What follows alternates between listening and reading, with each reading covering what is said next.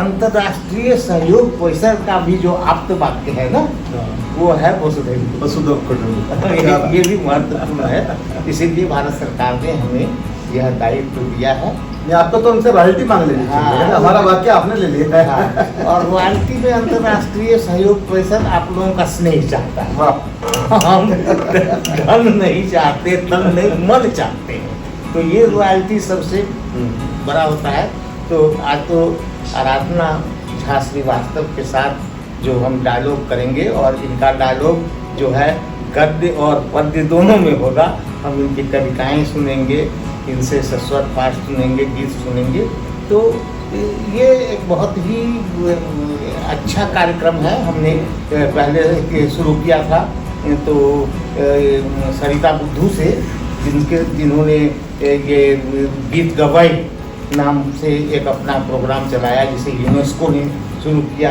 अभी फिजी के जो प्रधानमंत्री थे वो भी आए थे, इसी जगह बैठ करके उनके साथ भी डायलॉग बड़े बड़े प्रोफेसर स्कॉलर्स आते रहे हैं और उनसे हम सुनते रहे हैं। पहले ये कार्यक्रम एकांतिक होता था कि एक आदमी बोल रहे हैं और उसको यूट्यूब और रिकॉर्ड पर हम सुनाते थे, लेकिन आज इस करीब 1 वर्ष से हमने इसको सोचा कि थोड़ा सा हाइब्रिड कोविड के बढ़ने के बाद किया जाए, और उसी सिलसिले में यह कार्यक्रम हो रहा है।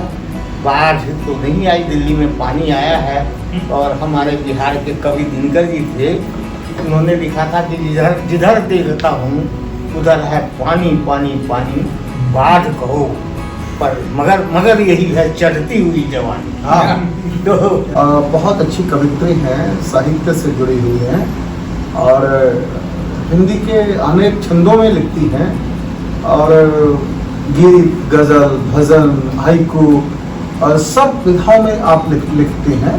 बहुत अच्छी प्रस्तोता हैं, बहुत अच्छा संचालन करती हैं, बहुत अच्छी प्रेजेंटर हैं।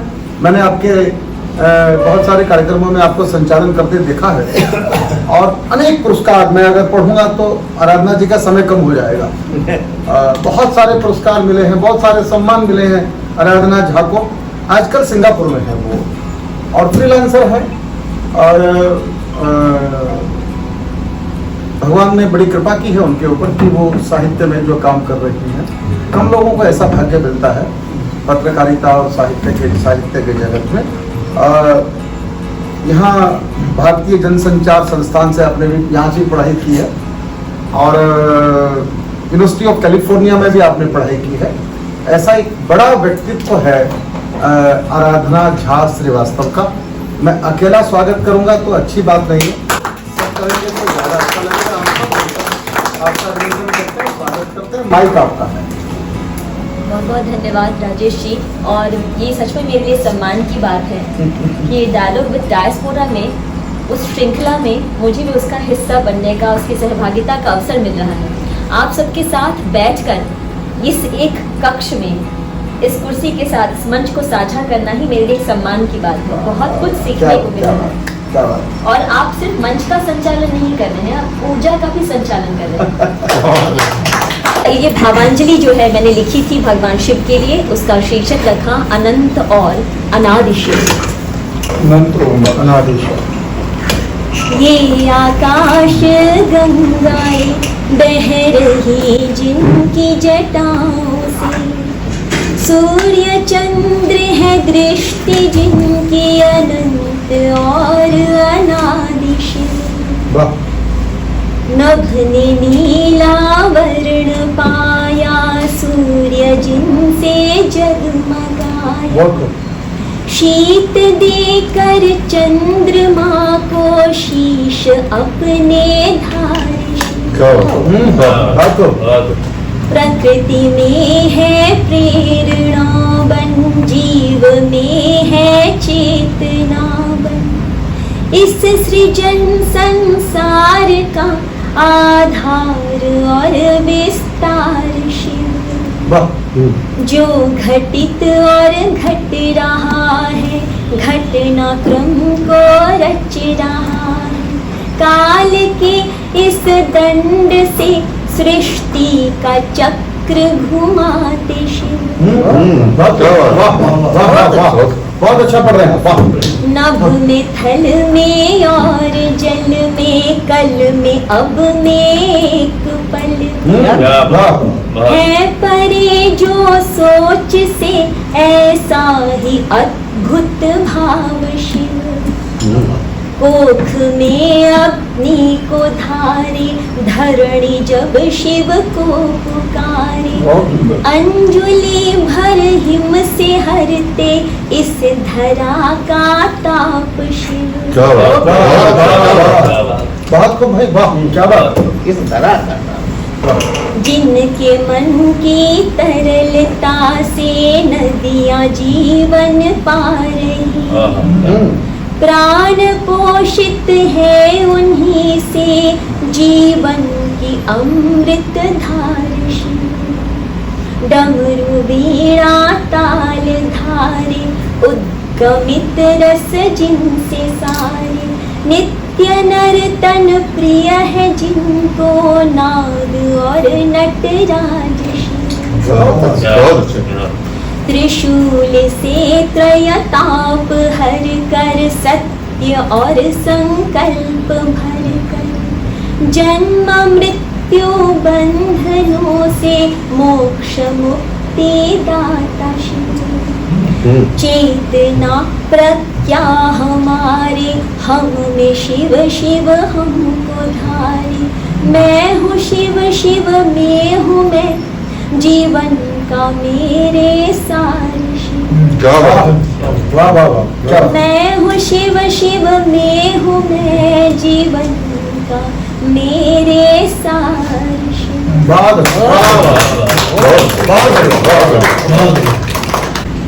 तो एक प्रवासी भारतीय का जो मन है वो कैसे तड़पता है अपनी जन्मभूमि की ओर लौटने के लिए अपनी माँ और बाबूजी से मिलने के लिए उसी बेचैनी को पिरो कर ये कविता लिखी गई है। जो जहाज का पंछी अपने पंखों से माप देता है सागर क्यों जहाज का पंछी अपने पंखों से माप देता है सागर पर संध्या काल में लौट आता है पुनः उसी जहाज पर वैसे ही मेरे मन का पंछी सरहदों की सैर कर दिन ढलते ही लौट आता है अपने घर आंगन के कदम गाछ की फुनगी पर जिसकी जड़ के पास माँ रख जाती है एक दिया।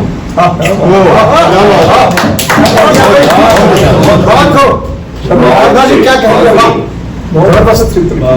बहुत चित्र अच्छा बनाया गया। धन्यवाद जी। उस दिए में रखी है प्रतीक्षा की बाती उस दिए में रखी है प्रतीक्षा की बाती नेह की तरलता पीकर जिसमें जल उठती है उम्मीद की लौ उस लौ में दिख जाते हैं माँ के सजल नेत्र जो तरस रहे हैं निहारने को अपने प्रवासी संतान का मुख। इस क्षण का मोल समझती है प्रवासी संतान भी जिसने बरसों से नहीं देखा है सम्मुख प्रत्यक्ष और सजीव अपना घर आंगन दरवाजे की ओट में खड़ी टकटकी लगाए द्वार को निहारती ममतामयी माँ को माँ की लाल पीली आंखों से बहने लगती है वेदना की धार जिस धार के पार बैठे बाबूजी ने बांध रखी है आस की एक गठरी जिससे मटर के दानों सा ढुलक रहा है उनका मोह और उनकी ममता जिसे सबसे छिपाए बैठे हैं निष्प्रिय लगने के उपक्रम में पढ़ने लगते हैं कल्याण पत्रिका जिसके पहले पन्ने पर ही पिछले 2 घंटों से जमी हुई है उनकी दृष्टि।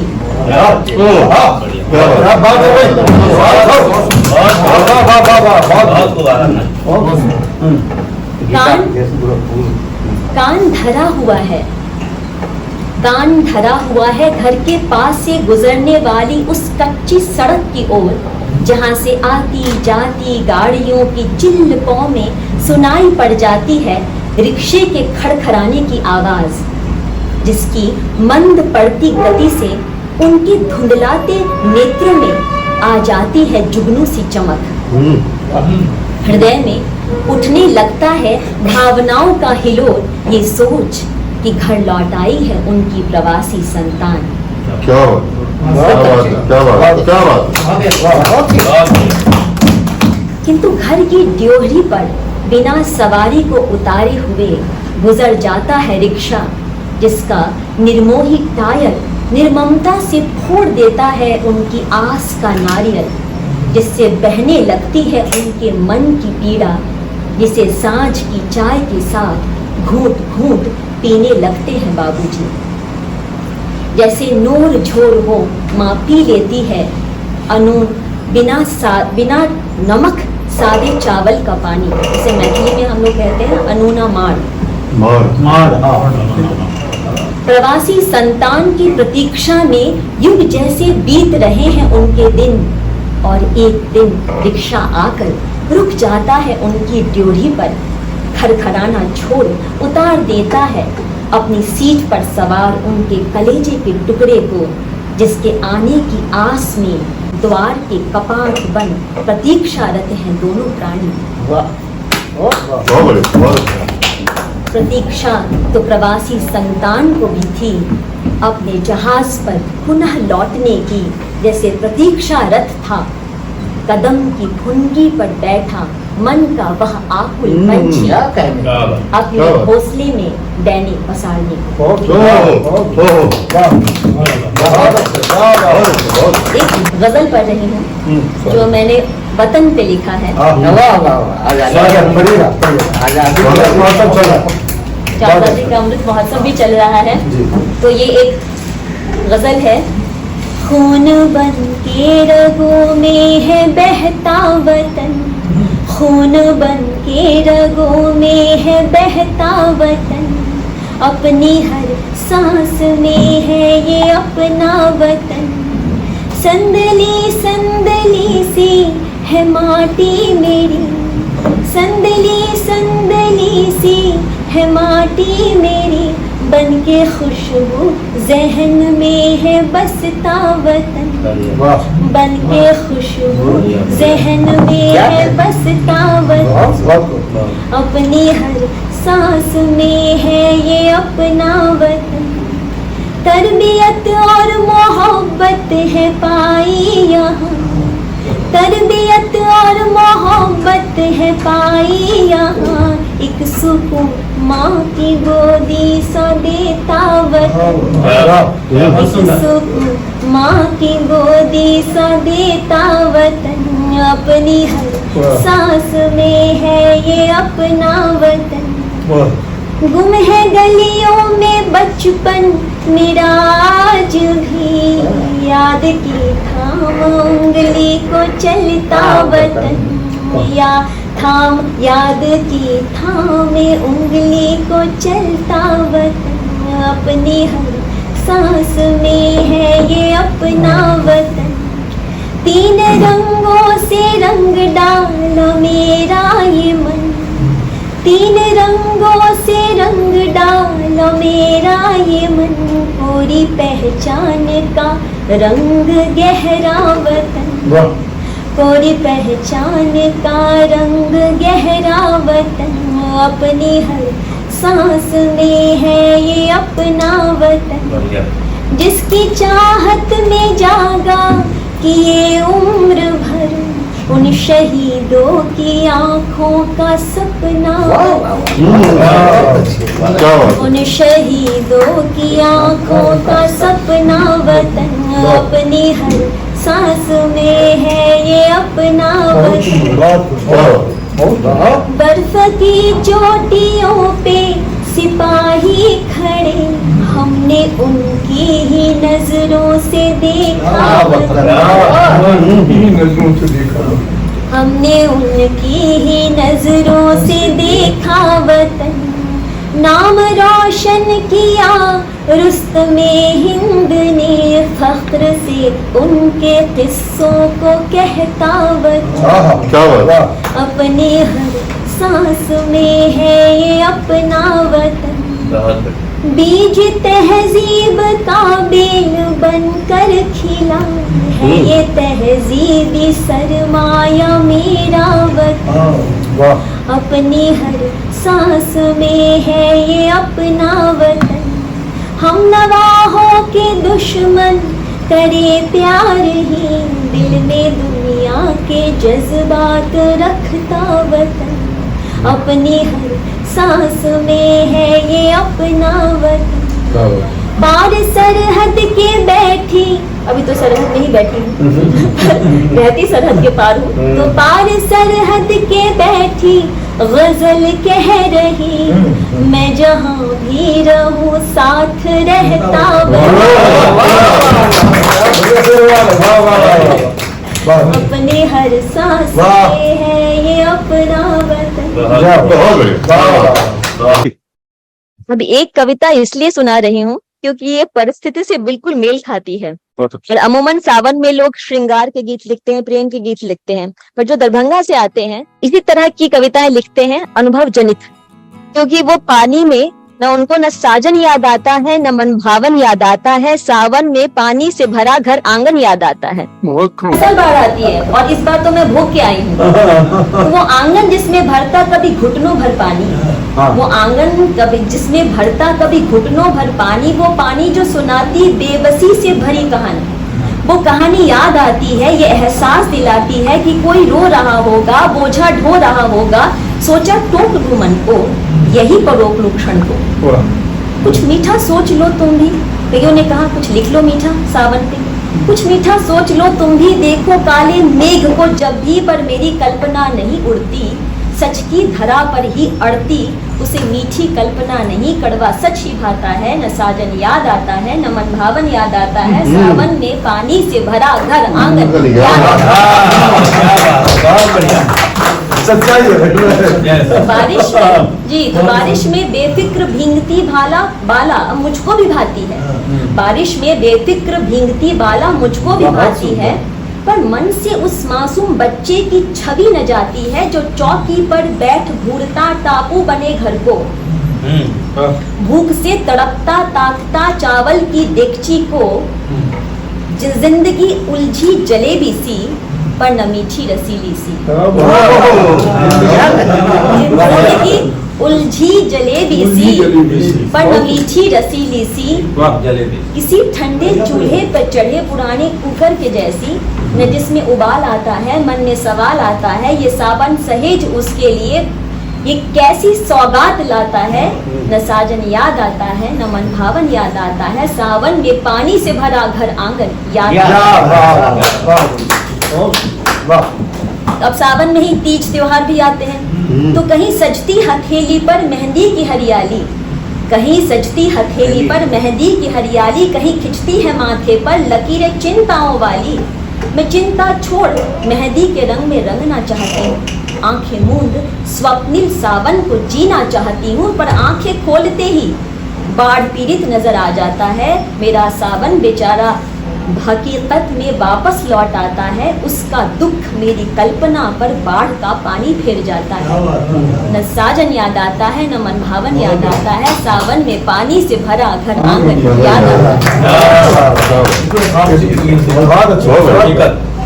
चाहत उसकी भी होगी, चाहत उसकी भी होगी, ले मॉनसून का मजा, अतिरेक से अभिशप्त जो भोगता बाढ़ की सजा, उसे कब याद आते, उसे कब याद आते पानी की बूंदों में भींगते खत, उसे कब याद आते पानी की बूंदों में भींगते खत, टकटकी लगा देखता तेज बारिश से चूता छत, सीलन की तेज बदबू नथनों में समा जाती, दीवारों की उधड़ती चमड़ी उसके घर को रुला जाती, लालटेन की पीली रोशनी में उसका दुख पसर जाता है, दीवार पर टंगी तस्वीर में मुस्कुराता बबलू याद आता है, ये सावन उसकी आंखों में आंसुओं का सैलाब लाता है, न साजन याद आता है, न मन भावन याद आता है, सावन में पानी से भरा घर आंगन याद आता है। आपने दरभंगा ही भेज दिया हम सबको। हनुमान जी को सिंदूर जी धन्यवाद। उनको सिंदूर क्यों लगाया जाता है, ये इसका एक पौराणिक कथा से आप सब परिचित ही होंगे। बिल्कुल बिल्कुल बिल्कुल। उसी पौराणिक कथा पे आधारित है ये छंद, जिसका शीर्षक लिखा रखा मैंने, लाल देह लाल रंग, रंग लियो बजरंग। बानर में मूढ़मती, दोसर न मोर गति, दया करो सीतापति, नयन तरसते। राम नाम रहे जपी, मगन मगन कपी, मुदित हृदय हरि, भाव है बरसते। क्या बात। कृपा करो रघुवीर, हनुमत है अधीर, कर जोरी राह देखी, दुख है पसरते। एक पल जुग भया, मिले ही न प्रभु दया, भगत को अपने क्यों प्रभु है बिसरते। राम हिया सिया बसी, चमके जो नभ ससी, प्रभु बिनु हनुमत, शिशु से कलपते। चकित भय कपीस, सिया से मांगे आशीष, केहि विधि भगवन, हृदय पिघलते। अब सीता जी कह रही हैं, सुनु सुत बजरंग, सिंदूर के लाल रंग, लाल लाल सिंदूर से प्रभु मोसे बंधते। व्यथित हृदय भय, सिंदूर से रंग गए, राम राम राम मैया, मणि से दमकते। जेहि विधि राम मिली, तेहि विधि मोहि भली, सोची सोची हनुमत, हृदय हर्षते। अरुधर लाल रंग, रंग लियो बजरंग, अंग अंग रंग डारी, प्रेम से छलकते। रूप देखी बोली सिया, हो तुम राम प्रिया, लाल रंग में है सुत, रूप हो निखरते। लाल देह लाल रंग, भगति को न्यारो ढंग, भोले भाले बजरंग, प्रेम भाव रंगते। राम प्रिय हनुमत, जपी रही साधु संत, मिलहि कृपा जे, राम नाम जपते। कलियुग में महान, राम भक्त हनुमान, संकट मोचन प्रभु, भगति में रमते। नाम ले जे हुन कर, प्रेम भाव गुण कर, मन मोती चुन कर, सब पाप कटते। मंगल का दिन भाया, तेला सिंदूर लगाया, शनि कोप से बचाया, संकट उबरते। जहाँ जहाँ रघुवीर, तहाँ तहाँ महावीर, रोम रोम राम बसे, राम नाम भजते। मन भक्ति भावना सो, करहि जो साधना, तो कहत आराधना, वो पार है उतर।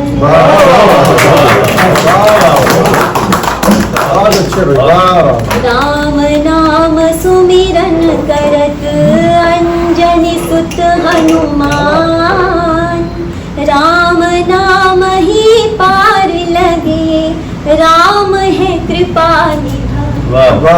सियावर रामचंद्र की जय, पवन सुत हनुमान की जय।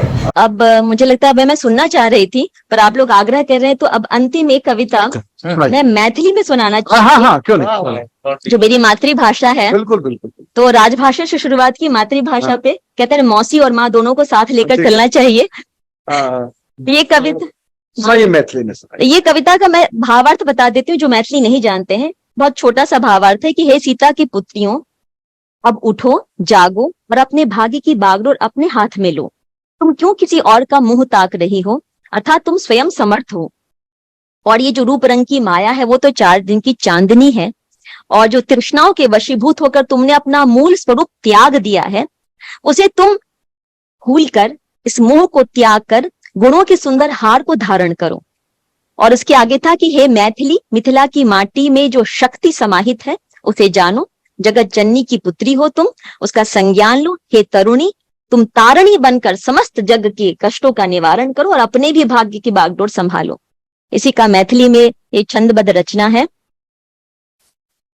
अब उठहु जागहु सिय सुता लिया डोरी आप संहारी है, किया ताइक रहलहु मुँह किनको आप भाग्य जगाहु है।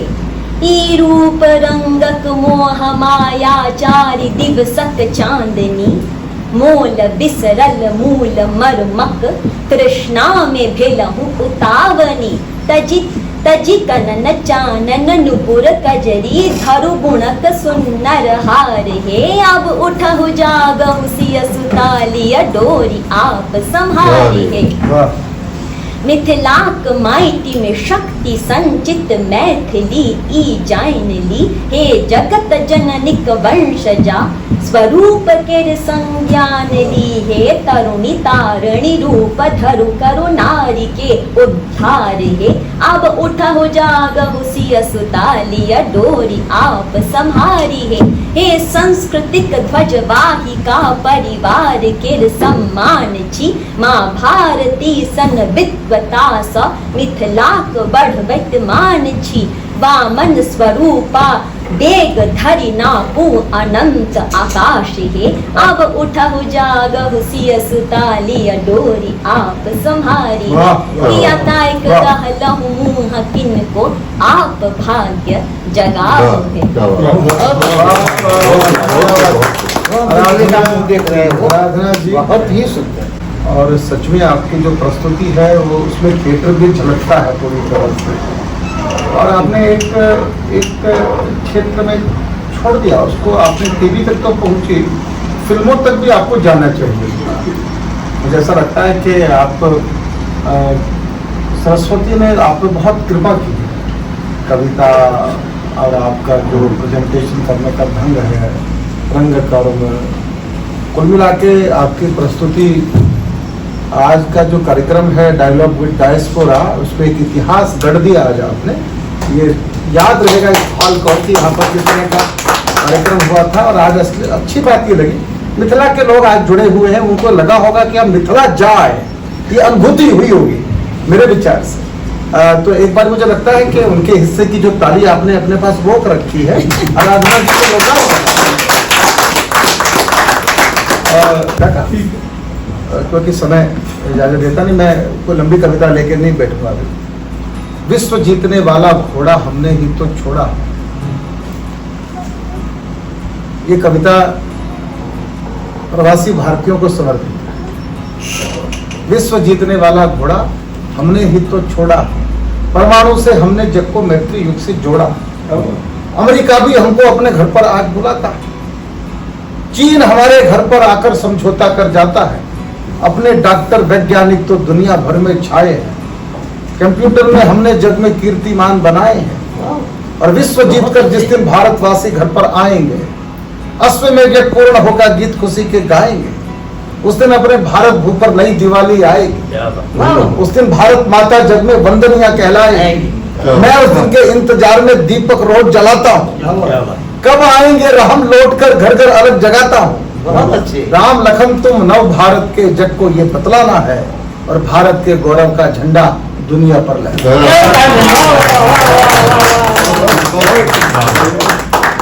इस मन का पागलपन देखूं, मित्रों मैं गा नहीं सकता। प्रभु ने कलम तो दे दी है लेकिन गला नहीं दिया, तो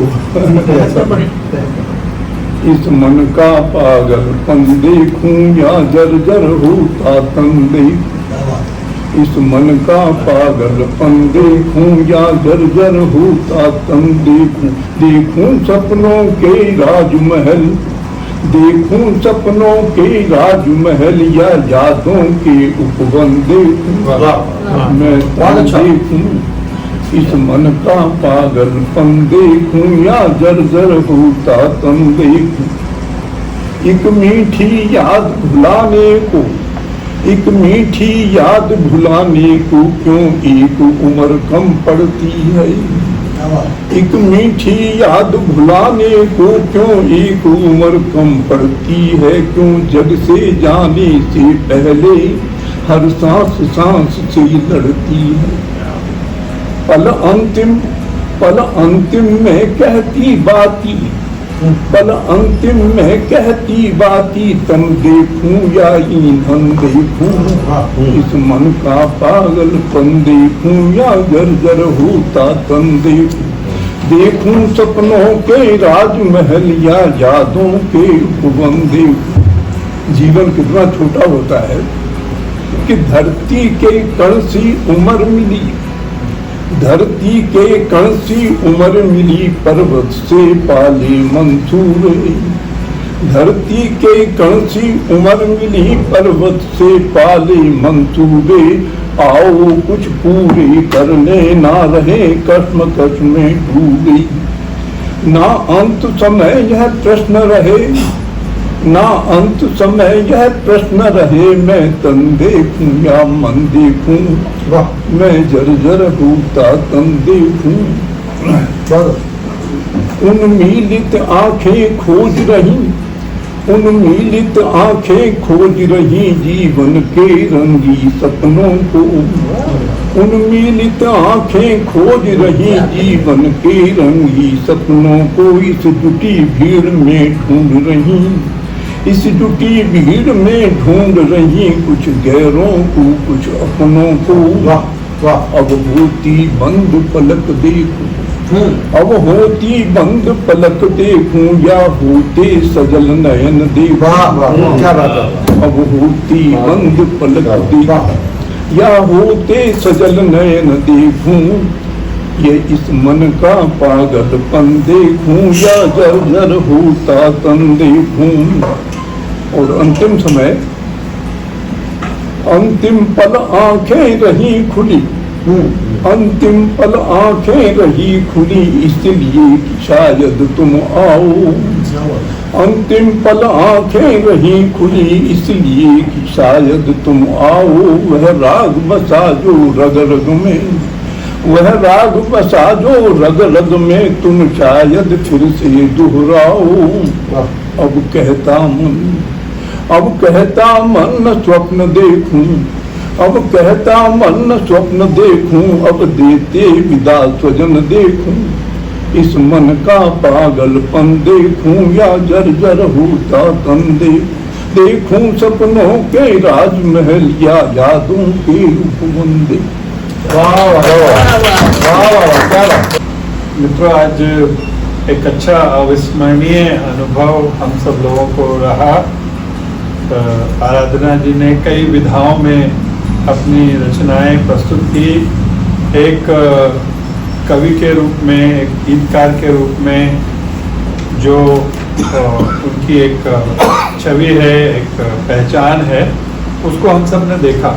इस कार्यक्रम की जिस नाते संकल्पना की गई है वो आज के कार्यक्रम में हमको दिखाई दिया, दोनों रूपों में। एक तो हमने उनको एक रचनाकार के रूप में आराधना जी को सुना, और दूसरा ये है कि सिंगापुर के बारे में, सिंगापुर डायस्पोरा के बारे में हमारी जानकारी बनी।